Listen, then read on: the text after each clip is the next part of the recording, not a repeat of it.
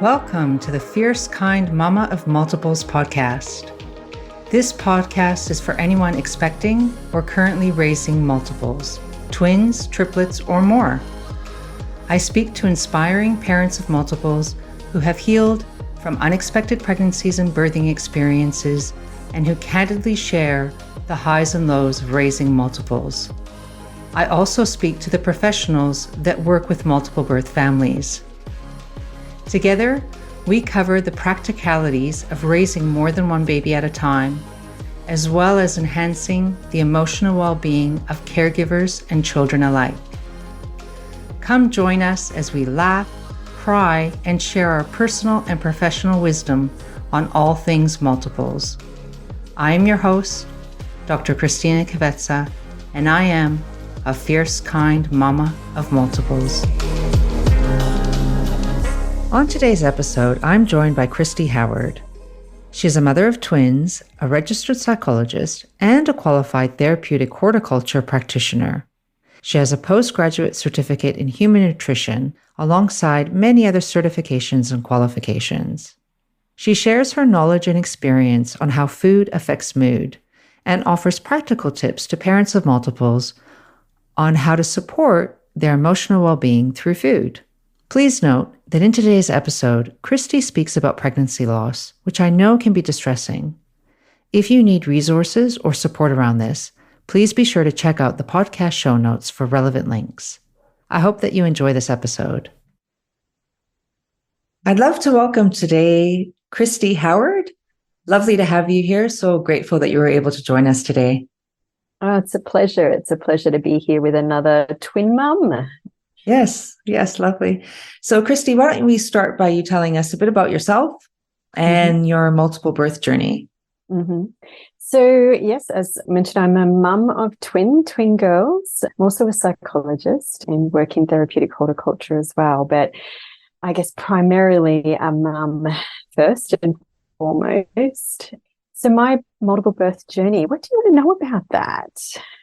What do I know about it? What do you want to know about that? Oh, what do I want to know about that? I guess, whatever you feel comfortable sharing, how you came to be a mother of twins and that journey. So my journey as a mum of multiples began with IVF.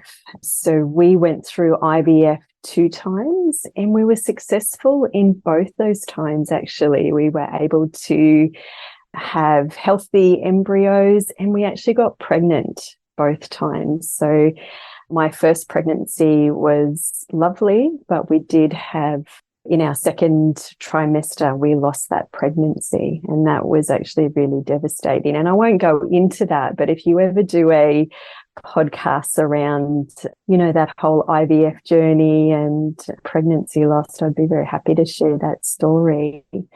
I still see that as a very positive experience, though, as someone going through IVF. You never know if it's going to happen again for you. So for me to have successfully got pregnant and got to that second trimester and got to meet our little one as well, I still consider that a beautiful story.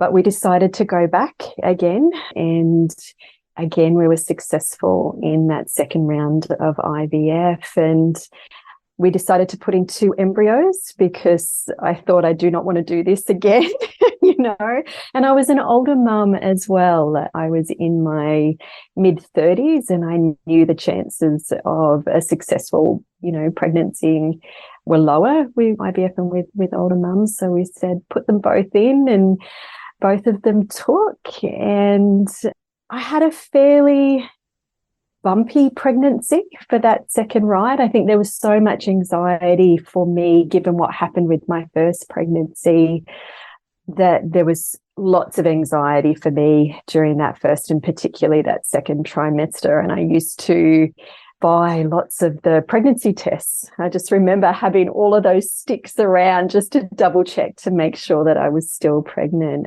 and going to the doctors quite a lot, actually, just to be reassured that everything was going okay. But I had some bleeding during that first trimester as well. So that was quite a scary time. And that was actually put on bed rest for 6 weeks in that first trimester. So I couldn't work, kind of just was bedbound, or I had to stay around the house.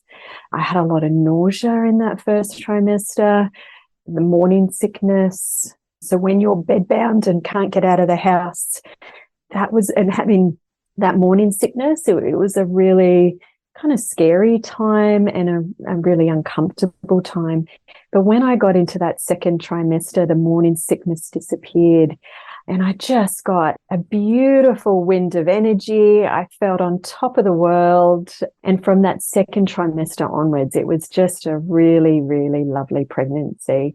I did get gestational diabetes, which is one of those risk factors for being a mum of multiples, and an older mum as well. So needed to be always monitoring my blood sugar levels, which actually was one of the kind of seeds that were sown that got me curious around nutrition and mental health, was being able to actually see what was happening with my blood glucose levels after I ate certain foods, and being able to watch that. And it was actually quite fascinating. And from that point, be able to link how I was coping cognitively, like the brain fog, my fatigue, my energy levels, as a result of those blood glucose levels rising and then dropping quite suddenly afterwards. So it's that kind of a really interesting experience of getting that direct feedback and being able to then start mapping how I was thinking and feeling with actually what was going on at a physiological level. So I think we all should have a go at what if the blood glucose levels. It's quite an interesting experience. But my second, third trimester were fine, and my girls were born by C-section the day before I was meant to go in. I think it was an ECHA public holiday, and so the doctors had to come off their leave and come in. And what was lovely about that, so I was booked in, obviously being pregnant with twins, there's higher risks, but I would have liked to have tried delivering them. However, they were both breech, and I had no doctors that were confident. They were all saying, have the C-section, it's the safest option. But my girls, actually, my waters broke the morning prior to my C-section being booked. So I got to experience that happening in a real sense, that they were ready, that I wasn't doing this before they were ready to come. And the C-section was, actually a very simple process for me. I know it can be quite complicated for some, but yeah, it was a lovely, supportive experience. I was in a teaching hospital, though, when they were delivered. And so I think there were about 20 people in the room at the time of their birth. So that was a little confronting, but I think, when you're high and you're just so excited to meet your babies, it just didn't matter by the time they came. And I had 2 beautiful little girls, very healthy, one a little bit underweight, but otherwise, born with no problems about 3 weeks early. Yeah. And then, right. And then 9 now. So. Oh, wow.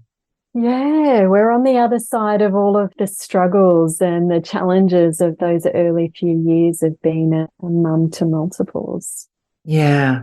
Yeah. What a wonderful story. Thank you so much, Kristy, for sharing all of that. I think you really highlighted very beautifully the highs and lows of a multiple birth pregnancy. And there certainly are unique challenges and obviously unique benefits as well. I love that. I just wanted to touch on something that you said, and I wonder if I heard you correctly, where it was really your pregnancy and the experience of having to test your blood sugar levels that sparked your interest in nutrition and how that affects mood and cognitive functioning and all of that. I'd love for you to speak a bit about your work in this area. And I know you also mentioned that you're a therapeutic horticulture practitioner. And I imagine that there'll be some listeners who've never heard of that, don't know what that means. And so I'd love for you to share with us a bit about your passion and your work that you do in this space. Yeah, so that was really the seed, the initial seed that sparked my interest, because I had that immediate feedback and I could see how there was a shift in how I was thinking and feeling, particularly with those high sugar foods. So white-based simple carbohydrates, or potatoes actually, in particular, chips, any kind of potato, white potato product. And I noticed this brain fog that would happen shortly after eating that kind of food, and then a real kind of heaviness and a drop in energy. And I could see my blood sugars rise very rapidly.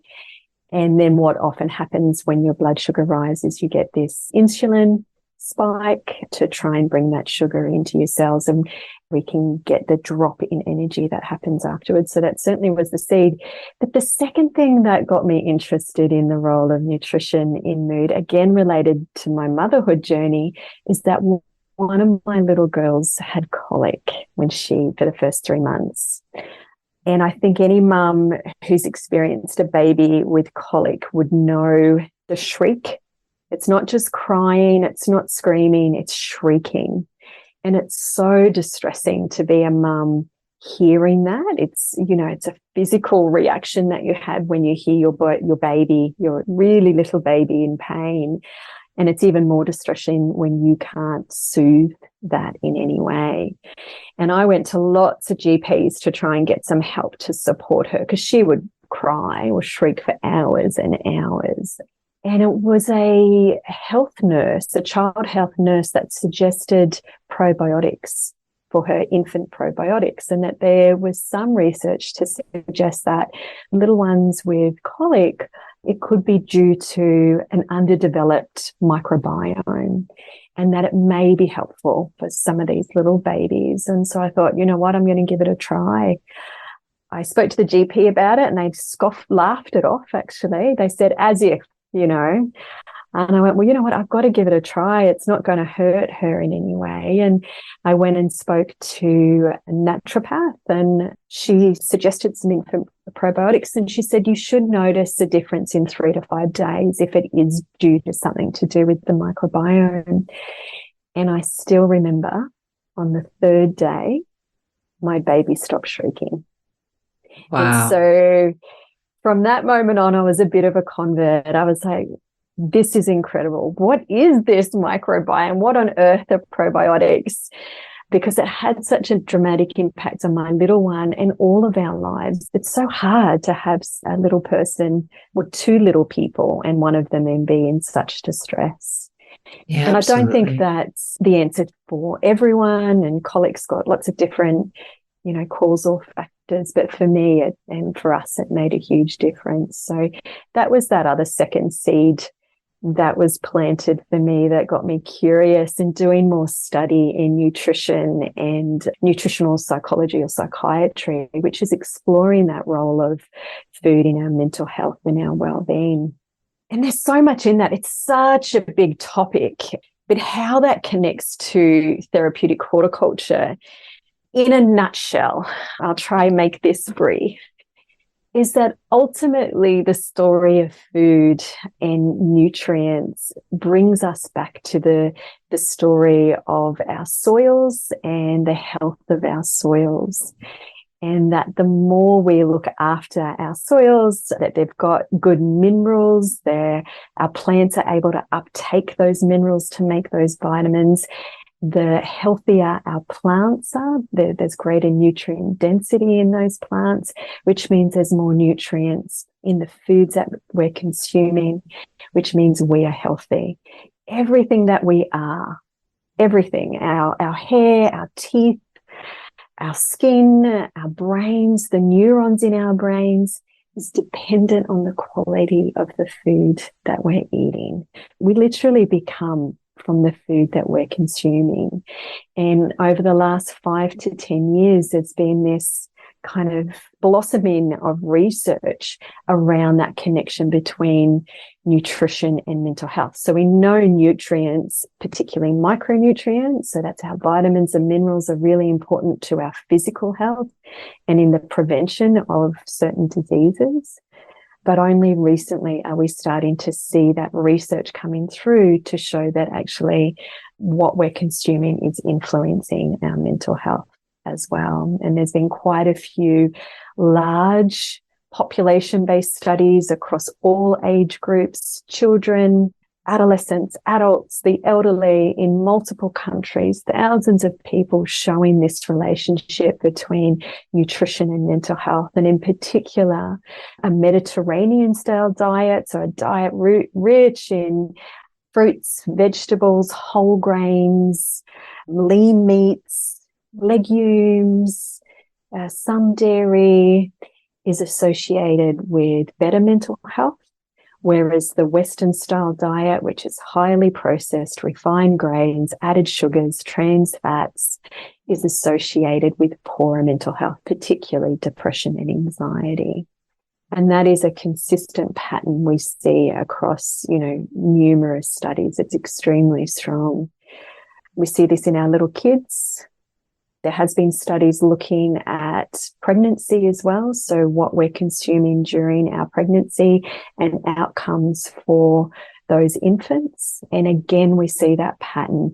Mums who eat more of a Mediterranean style diet, rich in those fruits and vegetables, seems to have a protective effect for mental health issues later on. But for mums eating a diet, predominantly Western style processed diet, it increases those risks for emotional behavior issues in their little ones later on. And it also increases their risk for postnatal depression as well afterwards. Hi there, Fierce Kind Mama. Are you expecting multiples and wondering how you're going to cope when the babies arrive? Or do you already have multiples at home and wonder, will this ever get easier? First of all, let me say loud and clear, I get it. Feeling overwhelmed in motherhood is really common, and us mothers of multiples are particularly prone to feeling sometimes like it's all too much. I know for myself that becoming a first-time mother to twins at the age of 40 was a huge adjustment, physically and psychologically. So I've taken my years of training in mental health and my experience coaching mothers of multiples and put together a guide with my 5 top tips for overcoming overwhelm as a multiple birth parent. This guide is free, of course, and it doesn't matter what age multiples you have. You may be pregnant, or your multiples might have already left home. The principles apply to all parents of multiples. And because I know you're short on time, I've broken down the tips into easy-to-read chunks that you can begin implementing straight away. You can get your free copy now by signing up at my website, fiercekindmama.com. Wow. Thank you so much for sharing all of that information. I think there's so much there we could map off of and talk more in depth. One of the things that came to mind when you were speaking was my own personal experience of being a mother to twins at a mature age as well, was that, I was told from the very beginning, it didn't matter what my diet was. I needed to take iron supplements because with twins, they pretty much just zap the life out of you. They do. And I remember getting so incredibly tired by the end of the pregnancy. I was on as much iron tablets as I could possibly be on that was safe for, what the doctors were telling me I could take. And I was just so tired. And I remember even my hair went really gray, quite almost drastically, like it just changed almost, it felt like it was overnight. I know it wasn't, but it felt like I had aged, so quickly. But the interesting thing was that once my babies were born, I remember feeling really irritable at times, and not really understanding what that was about. Like I was still really tired, and all the doctors, kept saying, "Oh, it's because you have twins. You're just sleep deprived. They're young." But really, looking back on it now, I wasn't anemic, but I know my ferritin levels were low. My iron stores, and I really think that not enough, importance is placed on this topic for women, especially women who are having, multiple babies, that there needs to be, I think, a lot more education about how these nutritional deficiencies, if you like, can affect your mood. Because there's so much, we always talk about, it'll make you, you'll have less energy, you'll be tired, and that's kind of what you can expect that. But nobody really says how it's going to affect your emotional well-being. And I really, as soon as I got my iron stores up, I felt like a different person. I felt like myself again. You know, I wasn't that irritable, snappy all the time. And so I wonder if you could speak a little bit about that connection more, you know, in particular in the motherhood journey, you know, how important it is for us to, well, what can we be doing, I guess, when we're pregnant with multiples from the get-go to ensure that we are also looking after our emotional well-being through food? Yeah, it's a really good question. And I think you make a point earlier, if I heard that right, was that they didn't make a point. Did you say your health team didn't make a point of nutrition? No, you know, nobody spoke to me about nutrition. Nobody talked to me about, you know, what I should be. I mean, I would have to seek that out. I'd have to go and maybe see a specific dietitian, or what they just said was, we need to monitor your iron levels because you're having twins, and there's a potential for you to become anemic. Yeah, okay. Yeah. It's really interesting. And so again, that was the little bit of information you had was in the context of a physical condition, not a mental health Exactly. condition, yeah. Let alone also mental health for the little one, or the little ones that are growing inside of you. Yes. Yeah, that's certainly my experience as well. Before I go into that, I want to make a point though, that even though we're going to be talking about nutrition for mental health, that it's only one contributing factor leading to poor mental health in ourselves and our children, right? I don't want this discussion or people to walk away thinking, I feel this way, or my children are struggling with this because I didn't eat this particular food, right? There's so many different factors that lead to suffering and poor mental health. Food is just one of those factors. It's one that's been overlooked, certainly in both of our journeys, and I think in lots of people's journeys. And it's one that we consider a modifiable risk factor. So it's something that in the most part we can have some control over. So I just want to put this into context, that food isn't the magic bullet. It's just one of those factors that we could be looking at, and perhaps should be looking at and talking about a little bit more. So one thing I want to say in the lead up to this discussion, obviously I know about the Australian dietary guidelines. There are dietary guidelines for pregnancy and for breastfeeding, and they do suggest increasing your nutrients during pregnancy. But they have nothing. In Australia, we have no dietary guidelines for multiple birth pregnancies. So there is a common assumption that we do increase our calories, that we increase our nutrients, but there actually are no guidelines to guide GPs or health professionals as to how to support mums of multiples with their diet. It's really lacking, and it is something that certainly is needed. We need more information about this when we're growing these little people. And absolutely. It seems like almost a very poor oversight. Yeah, absolutely. And if you think about, so looking at more broadly, what are Australians eating generally? So in my practice, I will often ask the women I'm talking to, and I don't normally work with around the issues around pregnancy, but just for general mental health, I'll ask, you know, where are things at with your diet, nutrition? And most people will say, I eat really healthy. And then we look into it a little bit more, and actually they're not meeting the minimum dietary guidelines for particularly fruits and vegetables. And if we look at Australia on the whole, they've done some studies and mapped out what are we eating, and 93% of us are not eating the minimum. So this is not being pregnant. Forget pregnancy at this point. Just the general population. Adults, 93% of us are not eating our minimum requirements of vegetables. Wow. That's a staggering statistic. Yeah, it absolutely. Is a huge statistic. But most of us think that we are. So we just don't realize actually what is required to get those minimum requirements. And if I think about the Australian dietary guidelines, they've been developed really for physical health, you know, trying to prevent any physical health illness, when the studies that have used food, particularly the Mediterranean style diet, as an intervention in the treatment for depression, the Mediterranean diet has even more fruits and vegetables than what is the current Australian dietary guidelines. They're probably the guidelines perhaps are not even enough when we're thinking about prevention of, or in the treatment of mood conditions like depression. Yeah, right. So you're, yeah, no, that's very clear. Thank you so much. So you're suggesting that even the Australian dietary guidelines in terms of how much fruits and vegetables we should be eating, which is how much are they saying and how many serves? So for adults, it's usually around 5 to 6 serves. 5 to 6 vegetables serves. And 2 so for fruit. Oh yeah, 5 to 6 serves of vegetables and around 2 for fruit per day. But 93% of us are getting nowhere near that. Yeah. Or not meeting that target, if you like. About half, we will be meeting about half the target on average. Oh, wow. Okay. Yeah. So we're certainly underperforming on that. Underperforming, yeah. But not as bad as the Americans. But yes, right. Yeah. Okay. But you're suggesting that what the research shows is that there's actually even, if we can even consume more than that. Yes. That could be even better for our mental health. Yeah. Is there a magic number where we should be, what we should be consuming?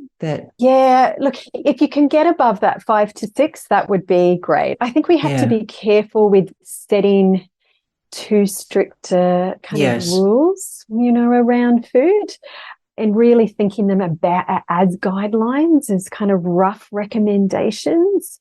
Otherwise, we can get too rigid and food stops being fun and pleasurable. And we really should it's about enjoying food, right? Yeah. But thinking about how can I increase my fruit and vegetable intake so I am getting at least that 6 serves a day of my veggies and 2 of fruit. And I think about what's happened with the Australian diet over the last 100 years is that our fruits and vegetables are being displaced with ultra-processed foods. I think it's one study in Australia, at least half of our shopping budget goes to that ultra-processed food space. So we're filling up on the ultra-processed stuff, which is pushing out those fruits and vegetables, which are what are rich in the micronutrients, the vitamins and minerals that our brains need and our bodies need to function at their best. And on top of that, when we're eating the ultra-processed food, they are usually highly inflammatory as our bodies process them. And yet the fruits and vegetables that are rich in antioxidants to help manage that inflammation, we're consuming less of. We're creating a situation of increased inflammation in our digestive system, which is associated with poorer mental health. Yes, I was just about to ask, so the increased inflammation, what is that a risk factor for? What happens if we have increased inflammation? So depression and anxiety and mood issues, Yes, so there has been some studies with, in particular, depression and them finding biomarkers for chronic inflammation, basically. Yes, there's a strong association. Okay. Yeah. So the message is very loud and clear that we need to be, I guess, eating more healthily, which looks like, a good portion of fruits and vegetables is going to make up, a good portion of your diet. So when I hear you speak, I start getting a little bit worried because I think about my kids, and I think so my twins are, and I know we've spoken about this before, but my kids are 6 years old, almost 7 soonish. And, I remember when they were young, I spent so much time trying to make sure they were getting sufficient nutrients. And part of that was because we have a vegan diet as a family, as a household. Mm-hmm. And I was very concerned about them growing and their development and what they would need and all the different nutrients. So I spent a lot of time kind of researching and trying to make sure I was, making sure they were hitting calcium requirements and iron, all of that, right? Yeah. So I spent a lot of time cooking from scratch, and I, really went to a lot of effort in the early days.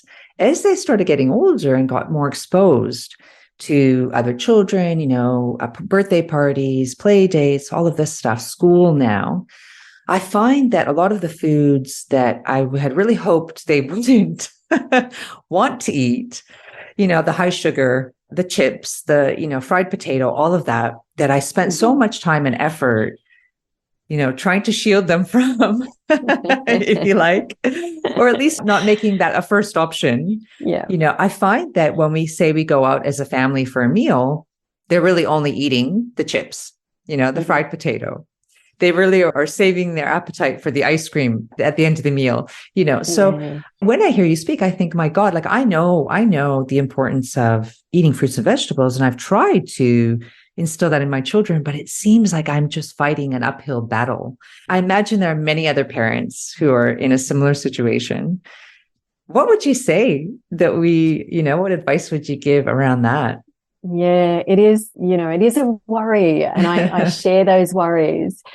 But what I would say to that is exhale, to let it go.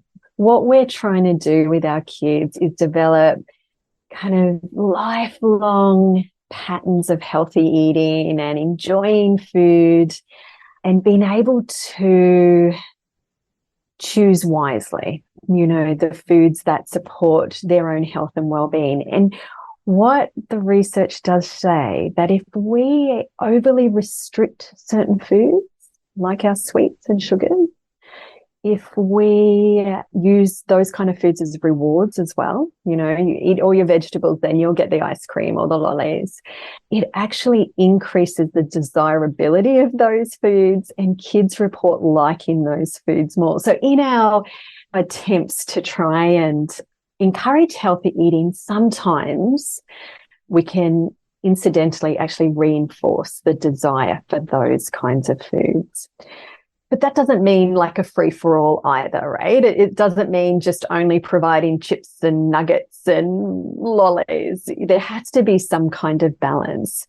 So it's really holding a view, kind of a lifelong view, that just because at this birthday party they had some soft drink and lollies, it's okay, actually, to let that go, that chips and lollies are a part of our life. And the only way that kids are going to learn to enjoy that, know when they've had enough, know that it's not making them feel okay, know when actually, geez, I just really feel like some vegetables now, is actually to be exposed to it and to use everything as like a learning experience as well. So I know with my kids, after they've gone to a birthday party, they come home and what do they say?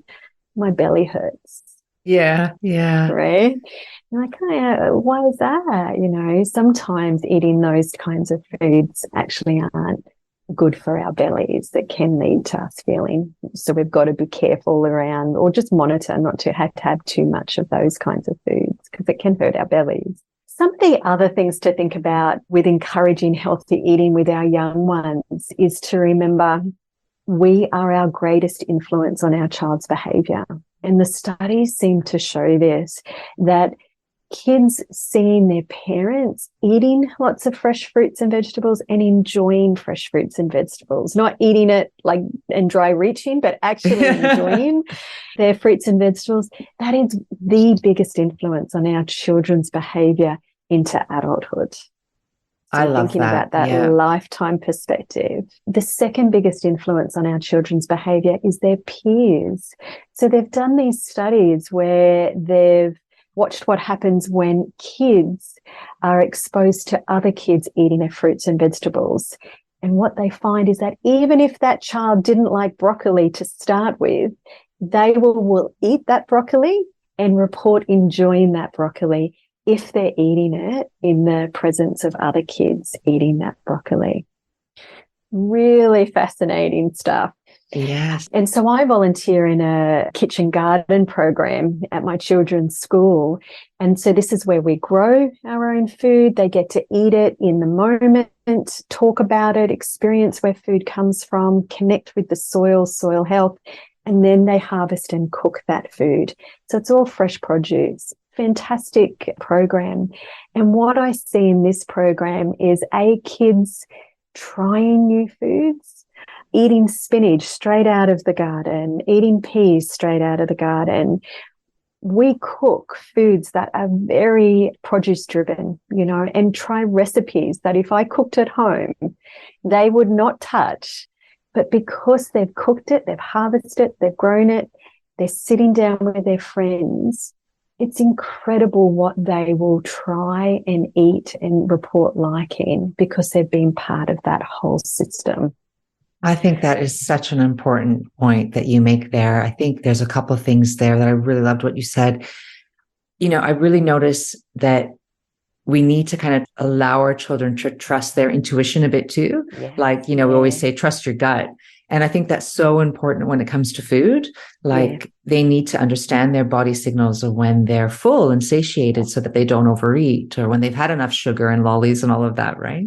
But the other thing that I've noticed, even with my own children, is that they will try foods much more often when they've had a go at being a part of the process of that food. Yeah. Like when we've grown our own vegetables, they've contributed to that experience. And it's like, oh, I'd love to try this, or they've helped cook the meal, even if it's something they wouldn't otherwise want to try. I think that's such a beautiful point. And I think the initiative at your kids' school, you were saying this was at your kids' school? Yeah. That's just incredible. Like, I wish all schools, had a program like that. That's amazing. It is amazing. I wish all schools had that too. And the research also shows that for both adults and children, growing your own food is associated with more, like eating more fruits and vegetables, because it's right there and it actually tastes better. So this is a perfect example with peas. If I cook peas and put it on a plate, my children will not touch them. But if we grow peas and they're just out in the garden, they'll pick them and eat them instantly. Beans, spinach, all different types of fruits and vegetables that we have in our garden, they'll eat fresh. But as soon as I put it on the plate, there can be, or there has been, at times a bit of a struggle with that. And only recently I was up at the school and we were planting some new seedlings, some beans, and we were having this discussion around whether they eat beans and peas, and all of them said, oh, I eat them fresh, but I don't like them cooked.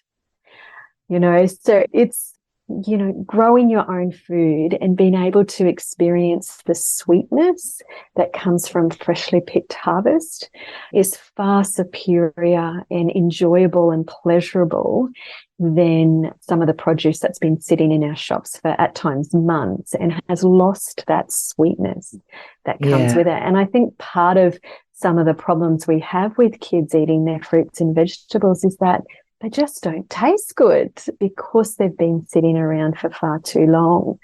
They haven't had that experience of the pleasure of the sweetness of freshly picked foods. Yes, yeah. And I think yeah. Oh no, I was just going to say, with a note of the therapeutic gardening piece, one of the other benefits I see of certainly kids being in a garden and growing their own food is all of these incidental offshoots of growing and being in green spaces. So we know being in green spaces is really calming for all of us. We're kind of hardwired to be soothed in nature. But you get to see these wonderful incidental learnings with little people and with grown-ups as well. We learn these concepts of tending gently to our plants. When they're not well, if they seem to be suffering, we notice the signs of what might lead them to be looking to be suffering and what might be contributing to that suffering. We look holistically at the plant rather than just pulling that plant out. We learn with the kids, I love this, learning to deal with disappointment. So we're building this kind of emotion regulation skills through planting something and then it doesn't work out. It dies.